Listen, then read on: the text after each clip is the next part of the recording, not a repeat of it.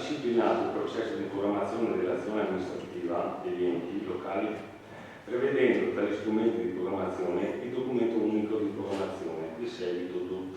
Il DUP è lo strumento che permette l'attività di guida strategica e operativa degli enti locali e consente di fronteggiare in modo permanente, sistemico e unitario le discontinuità ambientali e organizzative. Il DUP consiste nel rispetto del principio del coordinamento e coerenza degli strumenti di bilancio per il presupposto necessario di tutti gli altri documenti di programmazione. Il DUP si compone in due sezioni, la sezione strategica e la sezione operativa. La prima ha un orizzonte temporale di riferimento pari a quello del mandato amministrativo, la seconda pari a quello del bilancio di previsione, chiamato principio contabile, applicato alla programmazione che al punto 4.2 della lettera A raccomanda di presentare lo stato di attuazione dei programmi contestualmente alla presentazione del DUP in Consiglio Comunale, dato che l'elaborato del DUP presuppone una verifica degli iscritti, visti gli articoli 151 e 170 del TUE, preso atto che se nel decreto fiscale sono già state apportate importanti novità in materia di fiscalità locale, incentivazione per la partecipazione comunale all'accertamento dei tributi erariali, gradualità della perequazione delle risorse comunali e in materia di spending review, eliminazione dei limiti di spesa per le formazioni del personale e soprattutto nel disegno di legge di bilancio in corso di approvazione che sono presenti le più importanti ripercussioni al presente schema e allo schema di bilancio di previsione 2020-2022. Osservato il tentativo di approvare un documento programmatico già operativi, ossia contenenti le innovative introduzioni legislative presenti nel disegno di legge di bilancio, non può essere soddisfatto in ragione di un limite legislativo di approvazione che fu già iniziato tarda ad essere completato. Dato atto pertanto che con deliberazione numero 254 del 27 novembre 2019 è stato approvato lo schema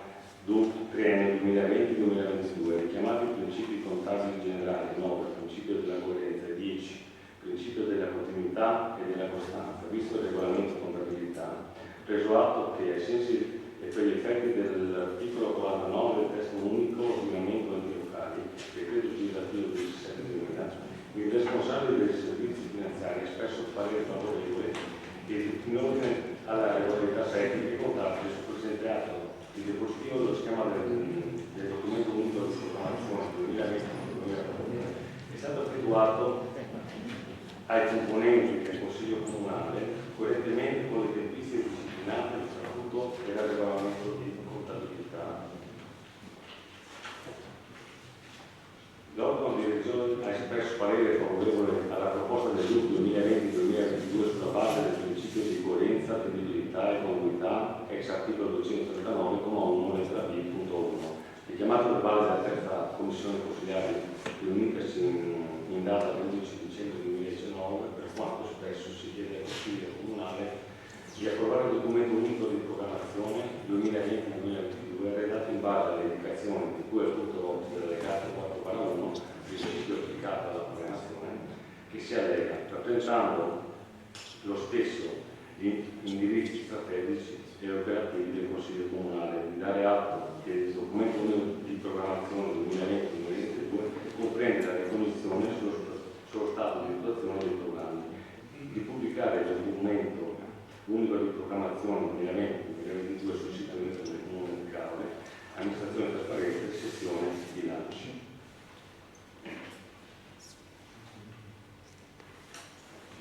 Grazie Assessore Babolo. Ci sono interventi?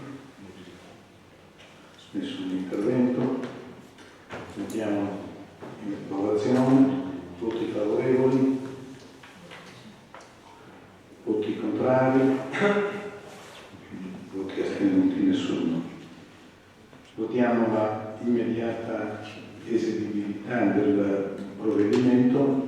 Voti favorevoli? Voti contrari? Astenuti? Nessuno. La delibera quindi viene approvata. Passiamo al punto 13 all'ordine del giorno, approvazione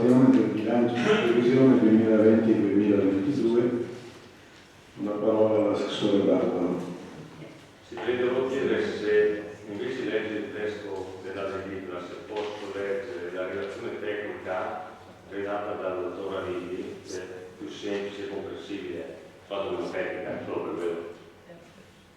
Siete d'accordo? Allora, ok.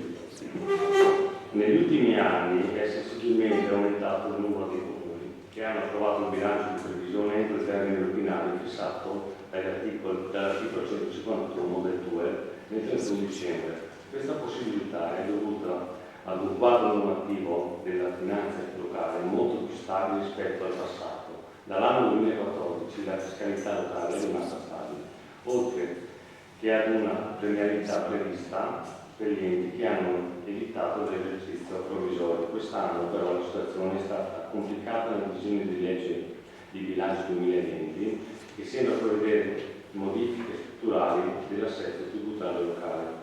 Come già segnalato in occasione della presentazione del 2020-2022, il tentativo di approvare documenti programmatici già operativi perché contenenti innovative introduzioni legislative non ha potuto essere soddisfatto. Il bilancio di previsione è stato infatti redatto sulla base dei principi normativi attualmente vigenti.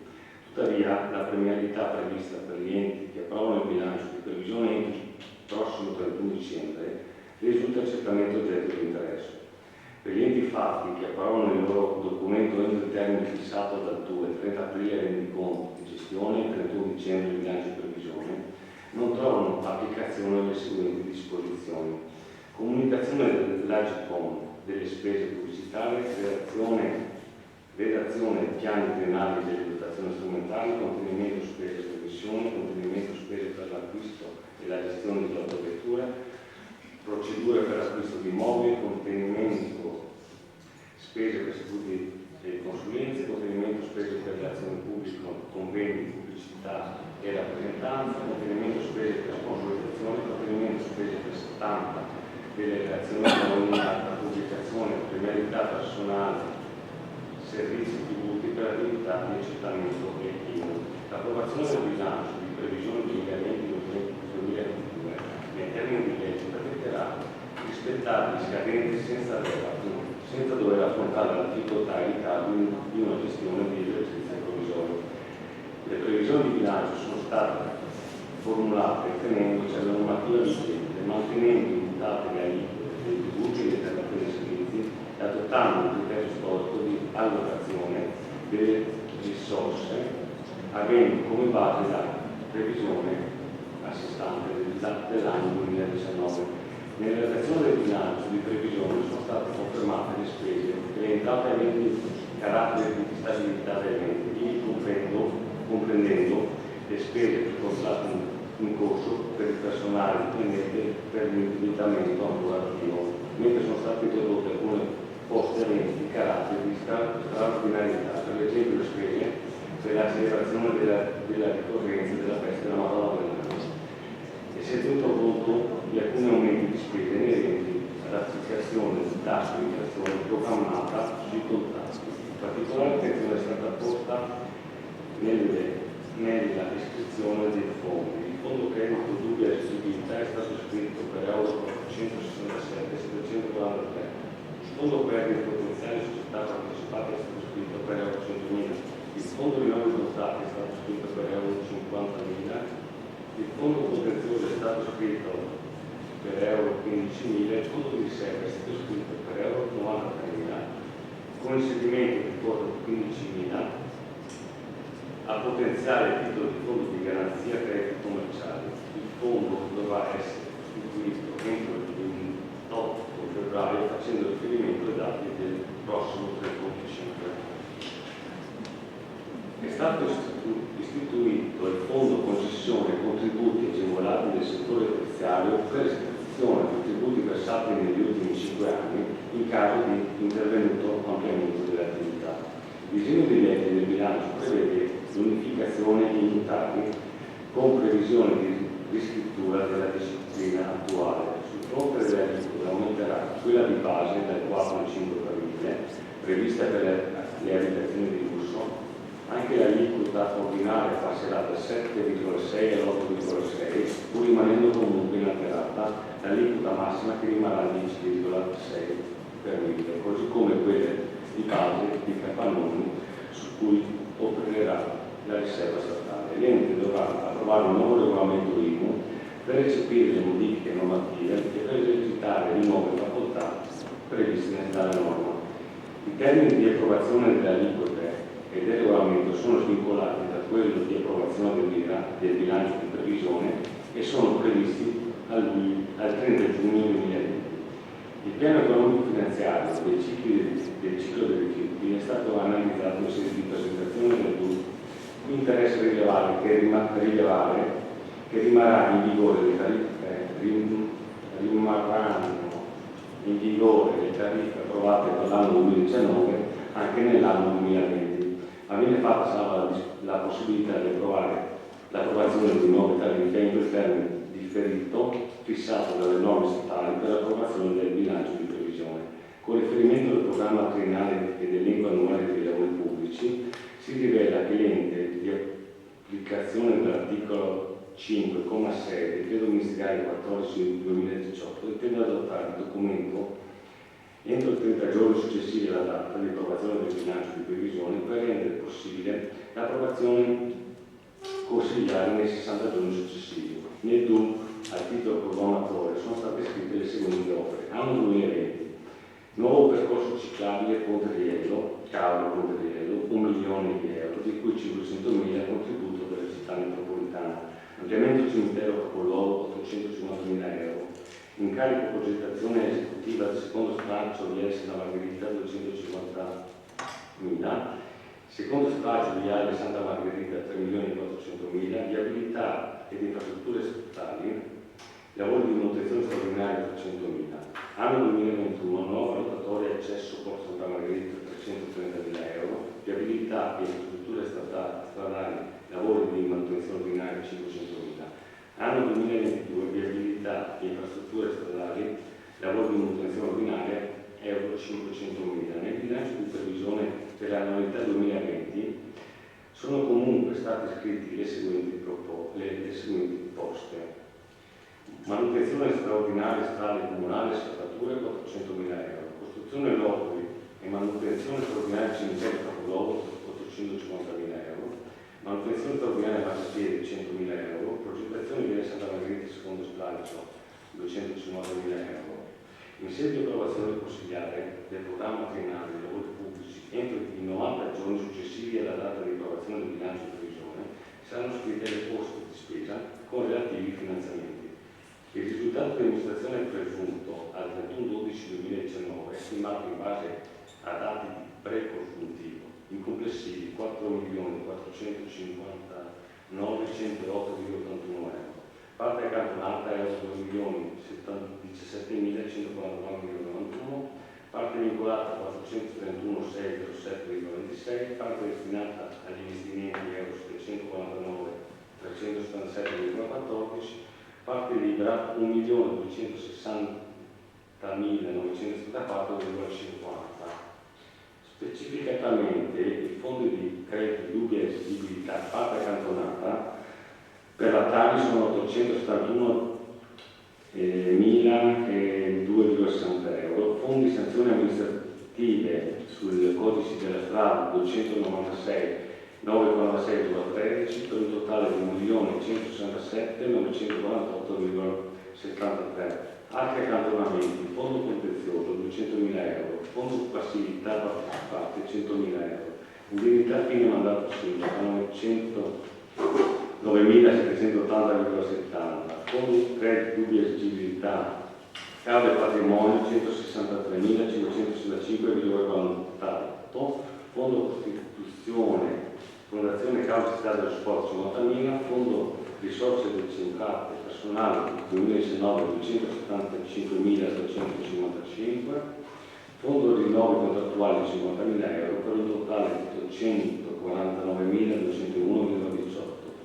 Vincoli derivanti da leggi, da principi contabili, parte vincolata. Vincolo alienazione 337.512, monetizzazione parcheggi 17.372,26, proventi del codice della strada 62.223, opere di culto 15.000, per un totale di 431.607,26.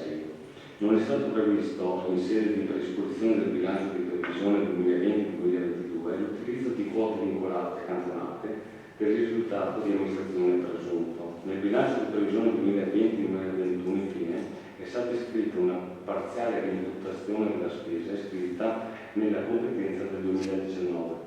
Specificatamente è stata imputata la spesa per incarichi legali iscritti nella parte corrente per euro 29.728,99 e la spesa relativa ai lavori di potenziamento della rete idrica Porto Santa Margherita e ai lavori di sistemazione strada San Giorgio per 267.114,52. Come detto, si tratta di un'imputazione parziale che sarà accompagnata da un'altra operazione in data 31/12/2019. Per quanto spesso si chiede al Consiglio Comunale di deliberare, di approvare ai sensi dell'articolo 174,1 del decreto legislativo 267/2000 e dell'articolo 10,15 del decreto legislativo 118/2011 lo schema del bilancio di previsione finanziaria 2020-2022, redatto secondo l'allegato 9 del decreto legislativo 118/2011, così come risulta dagli allegati della presente deliberazione, quale parte integrante sostanziale, il quale assume funzione autorizzatoria. Di dare atto che al bilancio risultano allegati tutti i documenti di previsione dell'articolo 11,3 decreto legislativo numero 118/2011 dell'articolo 162 del decreto legislativo 27/2000. Di dare atto che ai sensi dell'articolo 1,468 della legge 11 dicembre 2011 numero 232 che le previsioni di bilancio degli esercizi 2020-2022 sono coerenti con gli obblighi inerenti al pareggio di bilancio. Grazie Assessore, ci sono interventi? E sull'intervento mettiamo i voti. Voti favorevoli, voti contrari, voti astenuti, neanche uno. Votiamo l'immediata eseguibilità della delibera, voti favorevoli, voti contrari, quindi astenuti nessuno.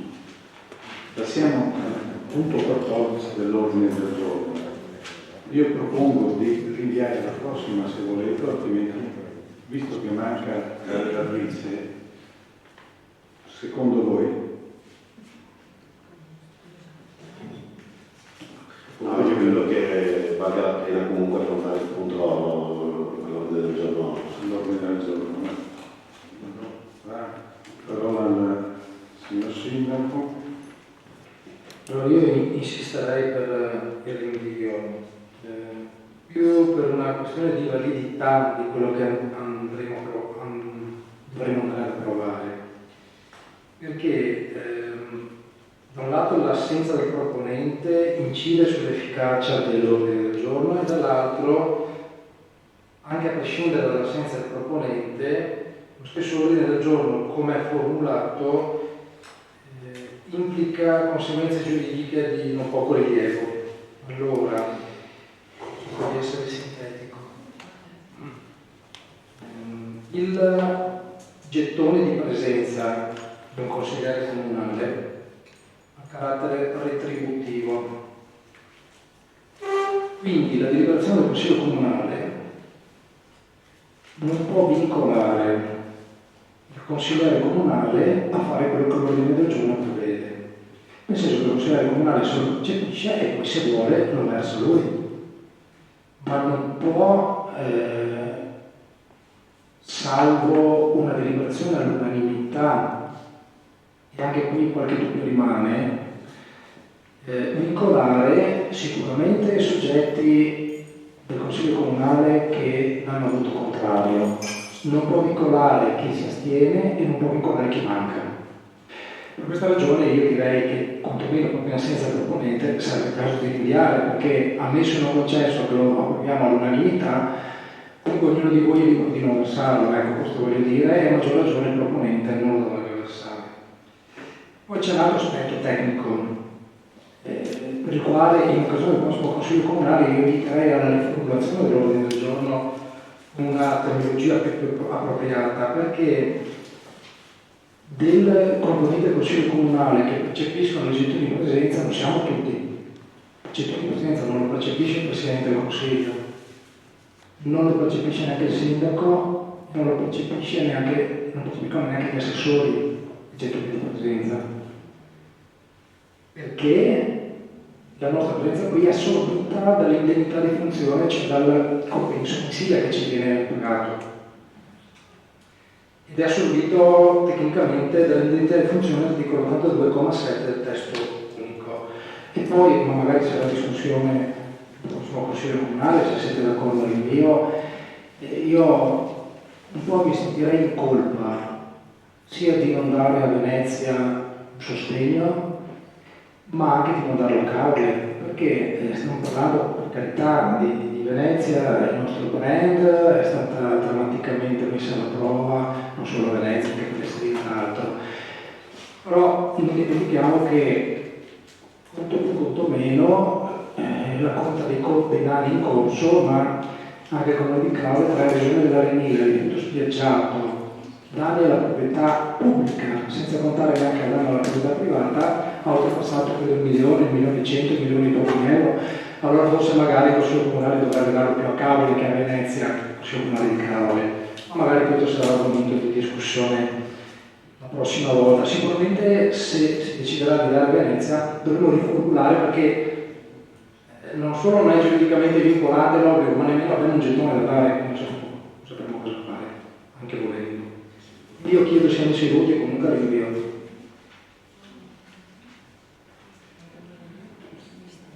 Favorevole all'invio? Contrari?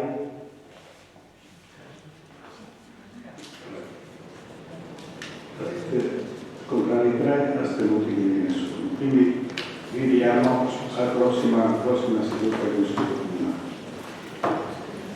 E visto che l'ordine del giorno è terminato, vorrei formulare a tutti voi, consiglieri comunali, assessori, sindaco, a tutti i presenti e alle vostre famiglie e a tutti i presenti i migliori auguri di un sereno Natale e di un proficuo 2020.